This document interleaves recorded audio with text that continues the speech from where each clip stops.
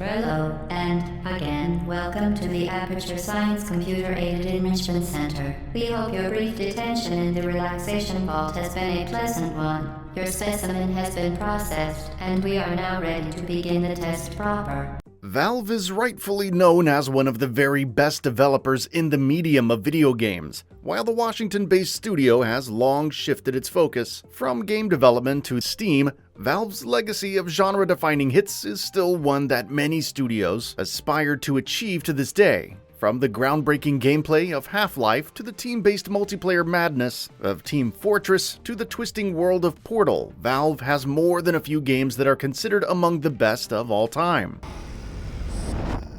Dr. Freeman. While many developers would continue to iterate upon the ideas and formulas of Valve's games to this day, Portal remains a game that is simply put an experience that you just cannot get elsewhere. Released all the way back in 2007 as part of Valve's Orange Box collection, Portal remains a game that has aged rather well now that it's been almost 15 years since the release of this classic. We're taking a look back at this one hell of a puzzler to find out why it hasn't aged one bit in all these years. The story of Portal's development is an interesting one. Most fans might not know this, but Portal is actually a spiritual successor to a free-to-play game by the name of Narbacular Drop. Developed by a team of students at the DigiPen Institute of Technology, Narbacular Drop was an early concept for a game that allowed players to solve puzzles by traveling through portals. Impressed by the concept, CEO Gabe Newell hired the students at Valve to further develop the concept and morph it into a full game.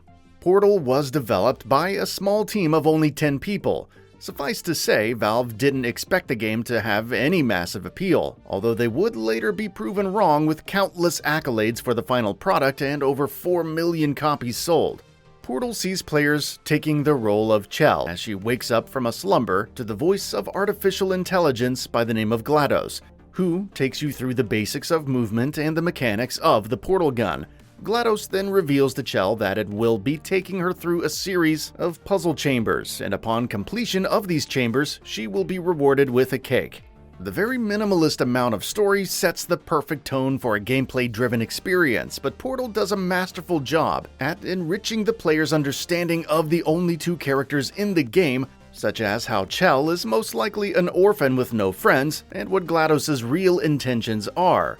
You really feel that your understanding of these ominous surroundings has increased, which reflects your familiarity with the game's mechanics. Valve is known for delivering excellent narratives, and suffice to say, the writers brought their A-game to the field when it comes to Portal. GLaDOS remains a treat to witness throughout the course of this adventure, thanks to a signature dark sense of humor that remains tonally consistent through and through. The fantastic voice acting by Ellen McLean is also equally responsible for how the character of GLaDOS eventually turned out. Please note that we have added a consequence for failure. Any contact with the chamber floor will result in an unsatisfactory mark on your official testing record. Fun fact, Portal and Half-Life share the same universe, and this decision was made by Valve to allow the team to use the same assets as Half-Life 2 to save on development resources.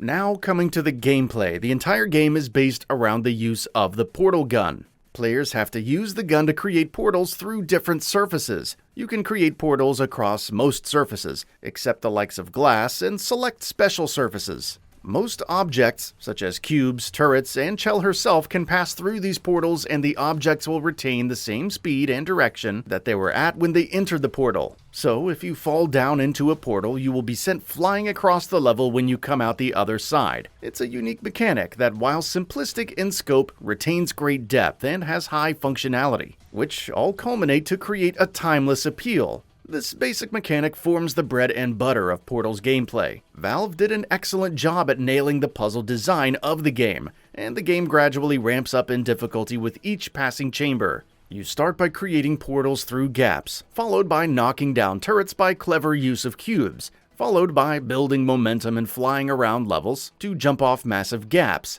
Valve really nailed the progression aspect of the puzzle design. And as a result, most players wouldn't be left scratching their heads as to what to do in order to progress. That said, the game can still prove to be a bit challenging for those not used to puzzle games. Once players are through these test chambers, it all culminates into a final showdown against GLaDOS, which is an epic boss fight that fans will remember well after the credits have rolled. One of the biggest criticisms of Portal is its short length. Most players would take just a couple of hours to get through the entirety of the game on their first run, and those who know the solution to puzzles can easily speed through the game in less than an hour. Sure, Portal is a short game, but I would consider that to be one of its biggest strengths rather than a criticism.